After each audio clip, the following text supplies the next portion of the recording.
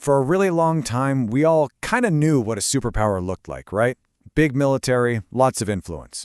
But what if that entire playbook has been tossed out the window, and most of us didn't even notice?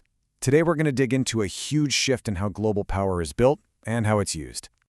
This one sentence, man, it just says it all. While the world was focused on conflicts and the old ways of doing things, a massive, and I mean massive, transformation was happening in plain sight. This wasn't about building up an army. It was about building up business on a truly global scale. Okay, so to really get how different this is, let's just quickly look back at the old model, the 20th century playbook for what it meant to be a top dog on the world stage. For pretty much all of modern history, power meant having your military boots on the ground all over the world. It meant having these big defense alliances, like NATO. And it meant being ready to jump into geopolitical messes. This was the world of hard power, and for a long, long time, it was the only game in town. But here's the thing. While everyone's eyes were glued to that old game, a brand new one was being invented. A really quiet transformation was taking place, totally under the radar for most people watching the world stage. And this is where you can see the difference, clear as day. The old way, all about geopolitical influence, using military muscle. China's strategy, though, pivots completely. The focus becomes business. The method isn't defense-packed, it's infrastructure. And the tools aren't soldiers, they're all about economic connections. I mean, it's a huge, powerful contrast. So you might be asking, how does this actually work in the real world? Well, it has a name, and honestly, it might be one of the most ambitious projects in all of modern history.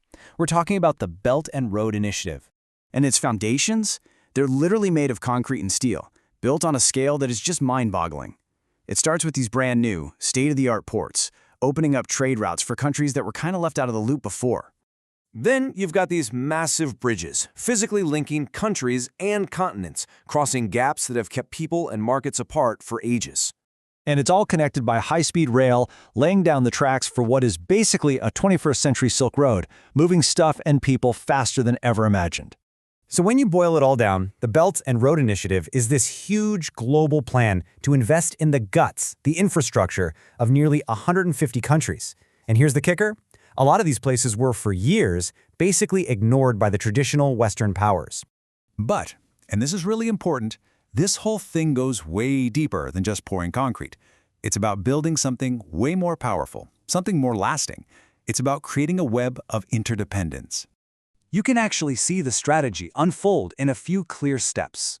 First, you provide the loans for infrastructure. These are economic lifelines for developing countries. That, naturally, helps boost their own economies. And by doing that, you're pretty much redrawing the global trade map, which leads to the final and, honestly, the most crucial step.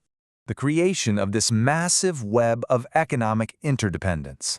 See, the goal here isn't to dominate with force. It's to have influence through mutual reliance.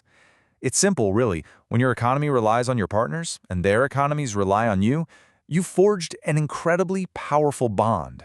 And the idea behind this is that this economic web is, and I quote, far more durable than any military pact. Think about it.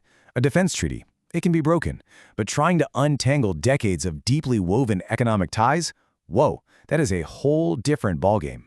So where does this leave us? What does it all mean for the future? Well, what we're seeing here is a genuinely historic pivot. It's a fundamental change in how global power is even built and used. This is it. This is the great shift. We're moving from an era of hard power, based on military strength, with a goal of pure dominance, to a smart economy, based on trade and tech, where the goal isn't dominance, it's connectivity. And that brings us to the final and most critical point. The big question that defined the entire last century? It's changing. It's not just about who's got the biggest army anymore, but instead, who holds the keys to the world's next market?